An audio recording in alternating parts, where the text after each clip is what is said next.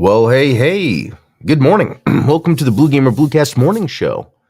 I'm your host, Adam Blue, 30 plus your video game enthusiast industry analyst, and today we'll go through the latest gaming news, blah, blah, blah. It's March 10th. It's Mario Day. It's Mario Day. So, what's up, everyone? So blessed to see you guys in the chat. First thing, Ultronum, Sham Killix, Talos Mobius. This is awesome. Getting together, talking video games, especially on a Monday when, Talos, I don't know how it is for you over in Greece, but here in the U.S., some places had the daylight savings time come into play, right? Yeah, where the time changed. So we lose an hour of sleep. I think I realized it yesterday, right? When I got up, and I have a clock that is not on the internet or anything. It's just an alarm clock, but it projects to the wall or the ceiling. And thought I got up at my normal time, and then when I got downstairs, I guess I looked at my phone and I saw what time it really was. I was like, "Oh wow, time changed." So yeah, today taking the kids to school, obviously that's a whole thing. And it's cold. It's like 30 something degrees outside, but it's supposed to be in the 70s later. So I'm looking forward to that. But we're here to talk about games. I had a very fun and interesting gaming weekend. Now, I was just talking about weather. It is cold. And it was cold and rainy here over the weekend. So really there was a lot of not going out. There was we went out a little bit, with the wife, but there was just not a lot of going out because it was just cold. So I really stayed in and played a lot of games. And I'll get into that here shortly. Dallas, never expected a Monday to be this good. As for daylight savings, I think it starts in 20 days for us. Big news on GBO2 since we were talking about games. Oh, what's the news? Let me know. Throw it in here. I would totally cover that. I didn't find it because GBO2 doesn't always get covered in the normal traditional news cycles. Let's see. Oh, wow. Yeah, I'm looking at the I see it. Okay, guys. So GBO2, F90, F91, insane. Let me see if I can bring that up in here. Sorry,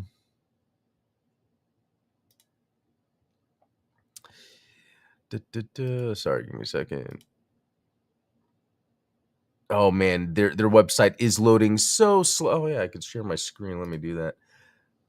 It's loading very slow for some reason, but I guess there's this Festival F that's going on, so I'm gonna have to jump in later. I'm gonna have to jump in. Wow, it's weird how low this is loading. Okay. Oh, so you watched the live? Oh, that's pretty neat. So yeah, I'll have to check some of that stuff out later. So yeah, the games I played over the weekend. So like I was saying, it was kind of rainy and cold. We stayed in mostly, and I didn't play a whole lot. So, or did I? I don't know. So I actually beat Record of Lotus Sword, Deedlit in Wonder Labyrinth. 7 hours and 22 minutes to beat it. I don't know if there's multiple endings. It says view the ending. That makes me think there's only one. This, for 7 hours and 22 minutes, I feel like this was time well spent. In fact, when I finished it and later on in the day, I wanted to play another game. I was like, oh, maybe I could jump back into that again. I'm like, well, no, I finished it. Even though, I can go back and get secrets and stuff, which I think I got most. I want to say I was at plus 90 something percent complete. Anyway, good game, worth playing. They have that other game. They've made a couple others, but that Blade Chimera that I was playing recently is the same setup. It's interesting how they're the same, but different story setting, characters, all that, different universe. But it's like the same gameplay loop and all that. Okay, The Vagrant. I played 16 minutes. This was something for like $1, I want to say. It looked like, I think it's called Princess Crown or something. It was like a 3DS game that had some very unique art to it. This is kind of the same thing, and it's actually pretty fun. I got to say, I don't know how else to explain it. Would I get back into it? I don't know, but it was pretty interesting. And then here's this Frontier Hunter, Urza's Wheel of Fortune, another random game, right? What's very interesting is how many Metroidvanias star female characters. And I don't know if that's because of Metroid being a female-led game, or because the most popular Castlevania, what is it called? Symphony of the Night has a female-like appearance to the character. So I don't know. But that Frontier Hunter is way better. And actually, let me pull up some stuff on it. This is way better than I thought it could be, because basically they're like Metroidvania, and looking at, the screens, I was like, oh yeah, multiple protagonists. That was the main thing. I like multiple characters, having multiple characters in these games. So this is full on Metroidvania, multiple characters. It's even to where, what were some of the, like, you're exploring to find a fire magic thing, so then I could blow up these certain doors to get through. It has the fast travel, the saves, or you'll find random areas with couches to sit on. Like, it's basically built straight up to be like my favorite type of Castlevania Metroidvania. And it uses 3D graphics, but it looks better than Bloodstained. So I might get back into this game, because it is way better than it should be. Yeah, the second character you can use, she does martial arts, but then also has a Gatling gun. It's pretty cool. Yeah, I'm surprised how good of a Metroidvania this is. Let's see. If streamers, YouTubers are any indicator, if there's an option to pick a female character over a male one, they'll pick female. And I wonder what that is. I tend to nowadays, pick a female character. And a lot of it could just be I went most of my life, when I would play a video game, I would see myself in the character, make the character me. And I don't know if I've gotten over that. And then when I play a game, not that games don't have female leads, but I guess most of my history of playing video games, I'm not necessarily looking at a female lead. So having a female lead in a game does make it have a more unique experience than normally. And sometimes it's pleasing to the eyes, especially when in this game, there is a bikini outfit you can put on. So yeah, and I did it. Okay. Let's see. Demons of Asterberg. I did not play that. I accidentally launched it when I was trying to click on Dungeons of Hinterberg. They're both very similar name. Okay. Dungeons of Hinterberg is really good, and I think I might play that here in a second.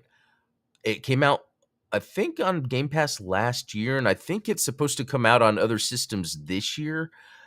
Let me see if it says anything. Unless it's already been out, and maybe I just mean it's coming. Oh yeah.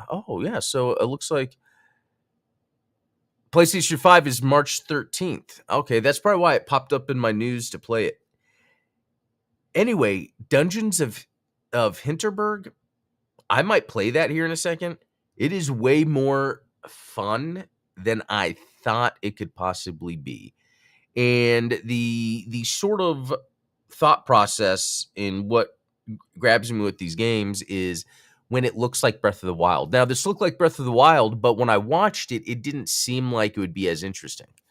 But I saw some more gameplay or someone talking about it, and I think it was more, I was in the mood of more of a cozy experience, and that's what this actually is, this Dungeons of Hinterberg, because there's open world areas, but they're not gigantic, but you're always talking to people, so there's kind of this sense of connecting with others, even though it's not real people, but it's just, you don't feel like you're in this like lonely, isolated world. You really do feel like it's full of people. But then you will go to these other open world sections that have, so it's like a main hub, and then the open world sections of different biomes, I think. And in those, they have different dungeons. And every time you go through a dungeon, when you're at the end, you stamp your book that you completed the dungeon. So it's less stakes, real life stuff. But it's just, then as you're going through dungeons, you'll run into people that are also doing the dungeons. And again, not real people, but like NPCs. And it just, again, gives a sense of connectedness. Like, I don't feel so isolated and lonely when I'm out exploring, which I don't mind that. But I'm really wanting to play more games where when you are going out there, you feel like there's a sense of A world. Yeah, that's a good way to put it. Avowed was missing that. Avowed didn't feel like it was a living world. Avowed was just a big sandbox. And that reminded me of another game I played like 3 or 4 weeks back where you had a shield, a giant shield. Remember that? I don't think it's out yet because that was another type of those games and it felt good. It's just Dungeons of Hinterberg feels good. The controls of controlling the character felt really good. I think it's what you said about it, Adam, but also a lot of female characters sometimes have cooler armor depending on the game.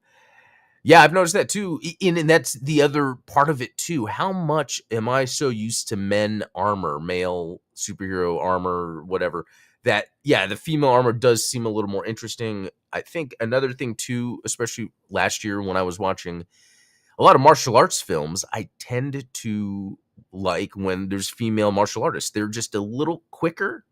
And because they're a little smaller, a lot of times they could do really badass moves of like diving through small areas. And so there's that acrobaticness, I guess you can call it. And that's why I'm looking forward to Assassin's Creed Shadows, because I could be a badass samurai, but also like an acrobatic ninja.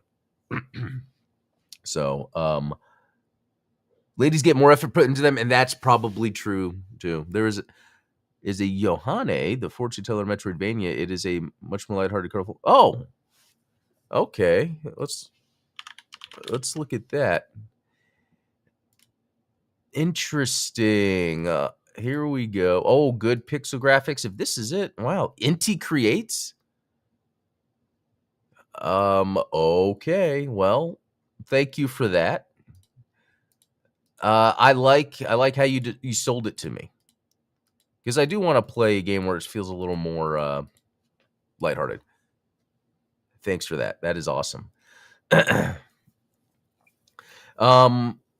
Yeah, if you guys are ever wanting to check out some cool movies, I recommend what is it called?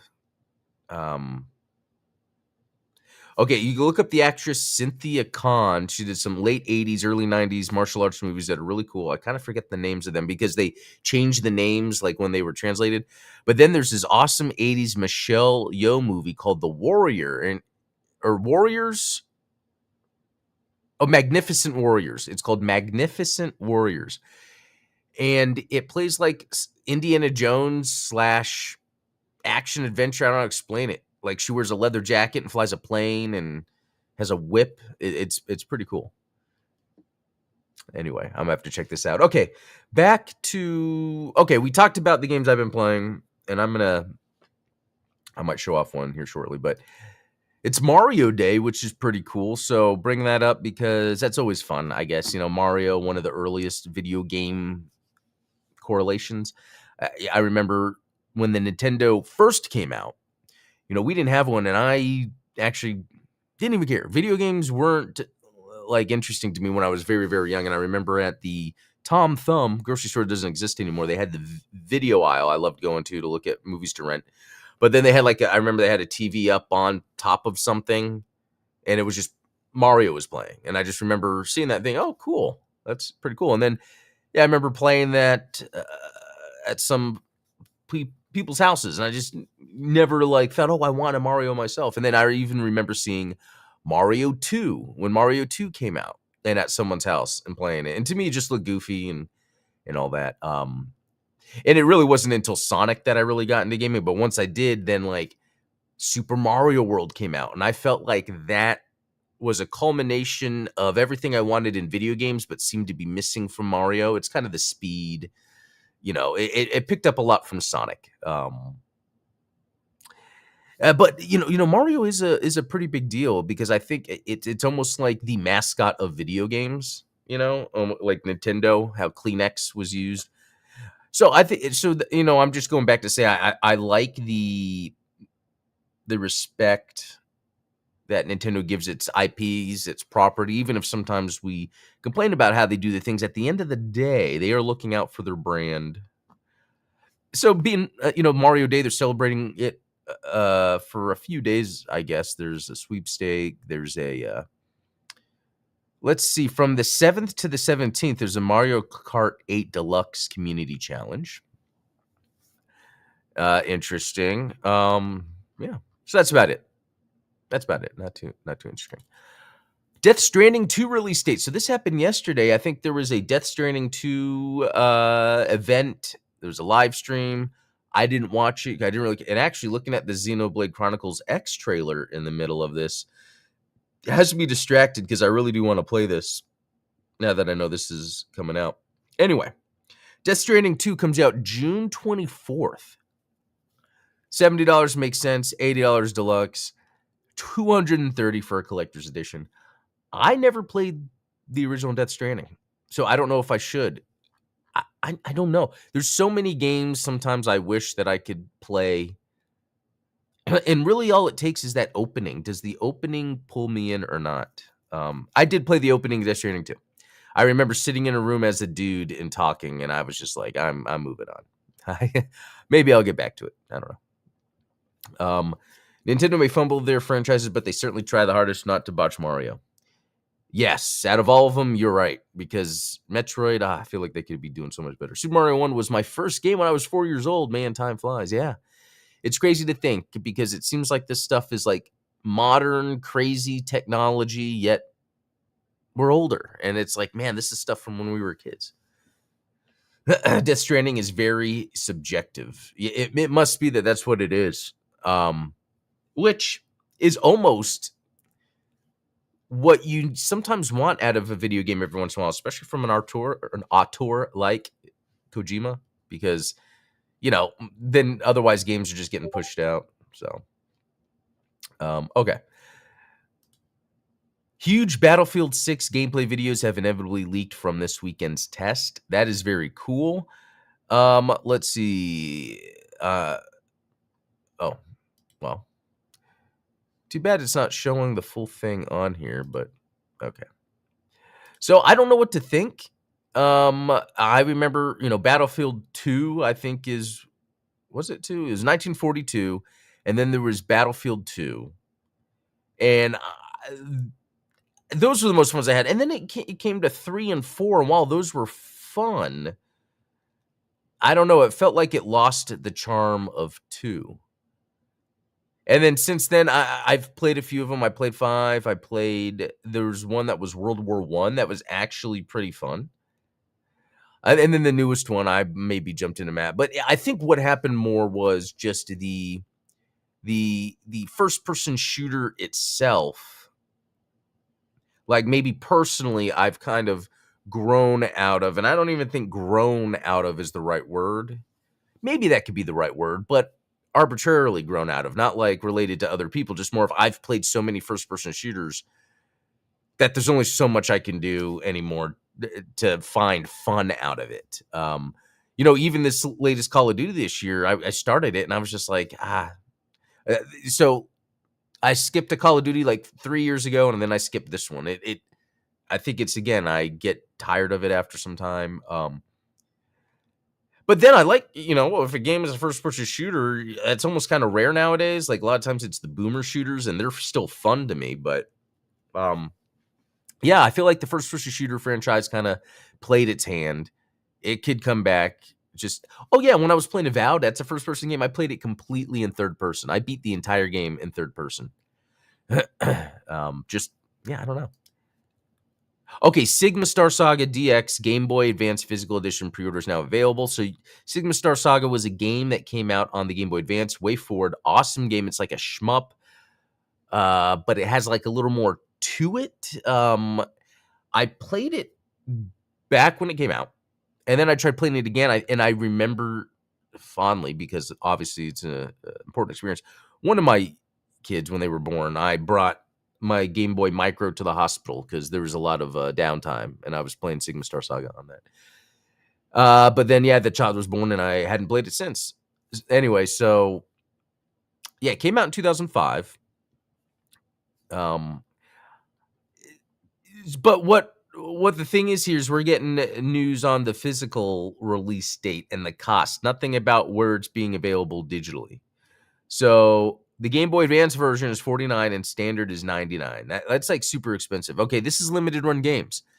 Limited run games also released just a week or two ago Ninja 5.0 for $25 or for $29, which is another Game Boy Advance game. Konami They should not have released it for that much because Konami released the Dominus Collection for $25, which was 4 games. Yeah, it's 4 games, right?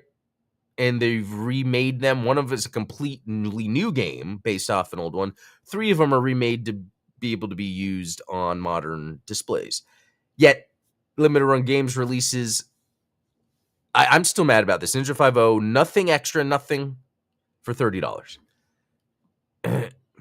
and this is this. So I guess what I'm trying to say is sometimes a publisher or distributor might muck up a game's release. And limited run games tends to do that. They tend to have their stuff super priced. A lot of times when the special stuff, when you get it, it might not be as like I'm worried about that stuff. I am. But anyway, I'm just waiting for them to have the announcement of when this is available digitally to download. So, all right. What is next? Rootbound. This looks cool. It says release date 2026. That's actually pretty crazy. So this is like isometric, but physics based. So I know the screen is kind of small, but you can see like the guy pulled or pushed a block with a chain on it and made a wall fall on him. So it's survival like. It reminds me of Don't Starve by Clay Interactive. I don't know if you guys have heard of Don't Starve. Fun game. It looks like this is kind of that. So yeah, looking forward to it. Above, yeah, the 2026. Like, what the heck? Okay. Oh yeah, that's right. This Yohani. Thanks for telling me about this, Jim Killix. This actually looks fun. Okay. What we're gonna do is I want to show you guys Dungeons of Hinterberg to just see what magic this is. And here's the thing. It could be I realized shortly, no, never mind. That happened with Eternal Strands. Eternal Strands looked like the ultimate, like, Breath of the Wild type of game. And it wasn't that, even though I had fun with it at first, but as I was getting into the main loop of the game, that's when I was like, you know what? I don't know. And so this could happen. But I like the loop in this because it doesn't seem to be so open-ended where it's like, oh, what should I do? What can I do? It seems to be pretty direct with what you need to be doing.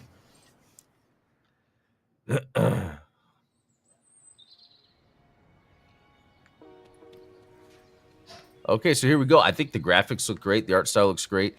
The controls feel really good. And I don't know if it's my controller. I have the Apex or the Vader 4 Pro, and you can adjust the tension on the thumbstick, so I might just have the right. But anyway, let's head. Oh, okay, to main square. So it seems like it's open, but then sometimes it has you load into things. Also, the music's cool. It's very unique. Not something I hear in games much. Oh, this is where to buy potions. So, yeah, let's... Yay. Find someone to spend the evening with. Interesting. That's my next little... So, and this right now is not the game... I guess the combat game gameplay part. This is the hanging out in the town part.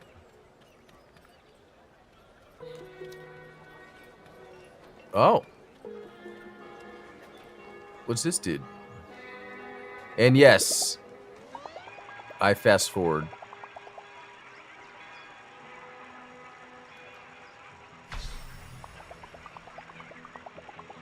And then I guess that could be part of it where you are just having dialogue, gameplay moments with characters. And, you know, this is something that I don't care about, that it does nothing for me. But I understand what they're doing here. I understand video games can be a vibe, and there is this sort of crossover with the mainstream getting more into video games that sometimes a video game isn't necessarily all about the mechanics of interacting. Sometimes it's more about the vibe it gives off, almost like watching a movie. All right, so that's my room. Don't know. Yeah, I guess, you know, that stuff. I don't know. Okay, so it is telling me I should get to bed. Slayer's Guide to Hinterberg. TV. Oh, okay. So you don't want to do anything right now. It's time to sleep, I guess.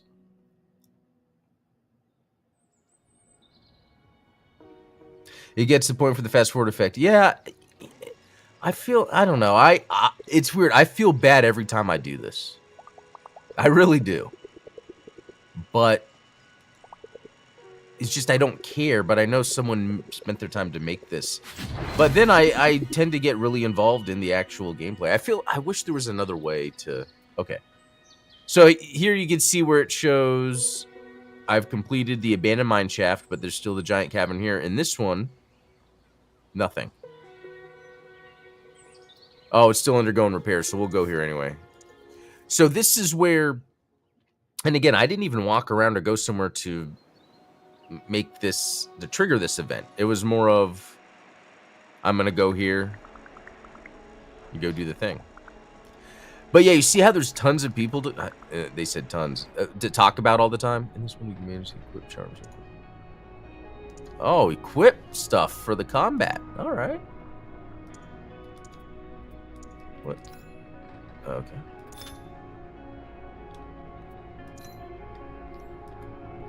Okay, there's something going on with the controls here, and I have no idea what.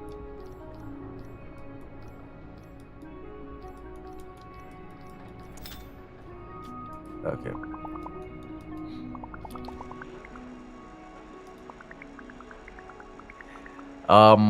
Yeah, so even though you're seeing all this random stuff happening right now, we're really getting into the meat of the game. Let's see. Oh, and there's things to collect everywhere. And then just to show you real quick, X, Y, you have, you know, your combat. There's dodge. And you get like 2 dodges. And it's not like it's super hard or anything. It's so...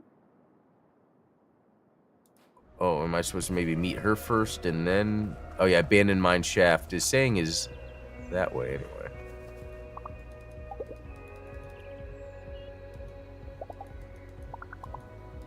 Seven dungeons in this area. Okay. Alright, so I'm just going to follow the sign. Abandoned mine shaft is this way. That's probably where the purple is.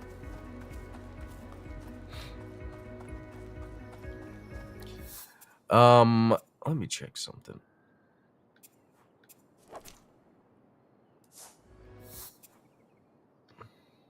Okay, I don't know. Because I did a dungeon on here before, and I don't know how to check like what dungeons I've already done, because I seem to be walking the same place I was before. Oh no, it looks like there's some... Oh no, I don't know. Skill Shrine. East Crossing. Okay, yeah, that says complete. Okay. Hold on. This is where I guess I'm getting confused because... Oh, unless I have to just try to find it. So, yes. Let me see what this person has to say. Oh. I don't know. I wonder if I should just travel around and see. Because there's signs. And that might be part of the gameplay loop, is you just have to explore. Like, there's a treasure chest over there. Stuff to pick up. Trash. Okay. And there's no jump button. You just move forward. See how there's just people hanging out? Now, this... I don't know if I can do anything with this yet. I don't think so. Yeah, I have these two, like, special abilities. Let's go up here.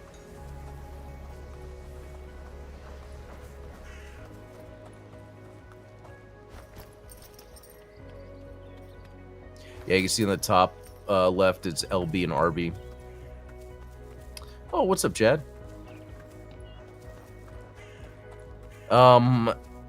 Yeah, like, I got the first dungeon done. I guess now I just have to find the second. Which... It was holding my hand to get to the first. Oh, there's some stuff up there. Wow, there's just loot laying around. It's trash, mainly. Trash and magic elements. Okay.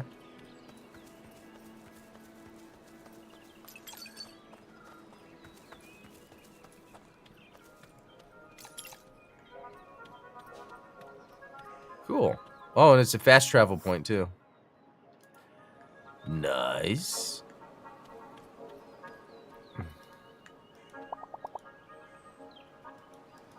Okay.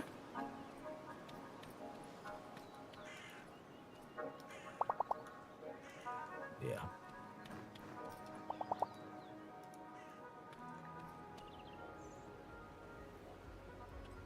Pretty cool. All right, so that's where I came to here. All right, yeah, let's just maybe look around some more.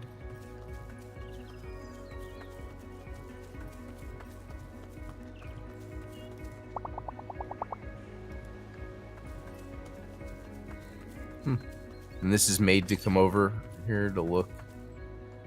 Get some loot.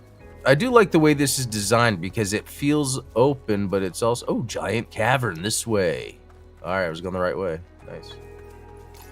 I was about to say something I forgot. Okay. Yeah, I got to head out here pretty soon, so let's just get up here. Save the game. Oh, here we go. Let's do some battling. I mean, there's not much to it. Oh, like I could have dodged that guy, and I didn't. And that guy too.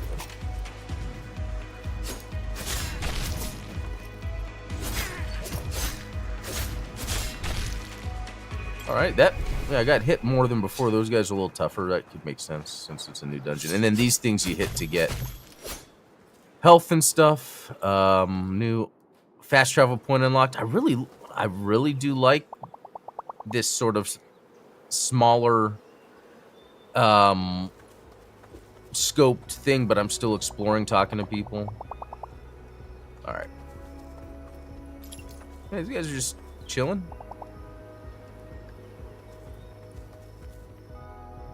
Oh, these guys are just standing here. Okay, well. So here's some powers I got. Oh, didn't mean to do that. Oh. Wow, I got my health down. Hold on. Wow, okay.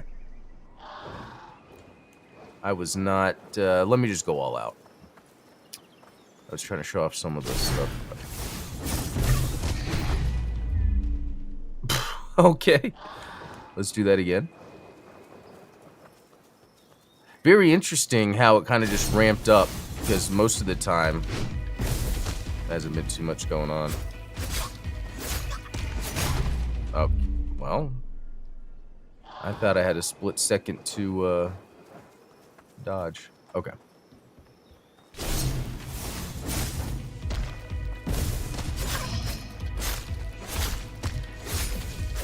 Unless I'm underpowered or something and don't...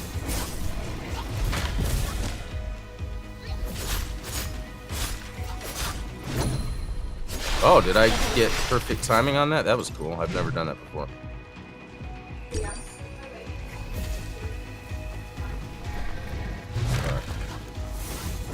Okay. Okay, that's pretty cool that it has this sort of like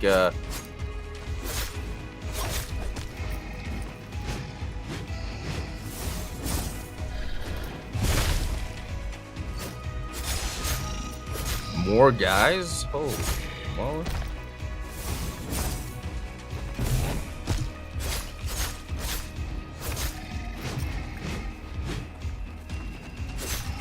And I do have another thing I haven't been using, this. Oh, not enough hit. I was not expecting the combat here to be like this, which is pretty cool. And I died. Maybe I'm not supposed to be here yet or something. Anyway, it is actually past time and I got to go, but I like this a lot and I think I'm going to play it later today. Some more. Yeah. This is definitely a lot of fun. And really, I want to find some good kind of chill game to play until Assassin's Creed Shadows and Rise of Ronin come out. Which I'm all in on the samurai stuff.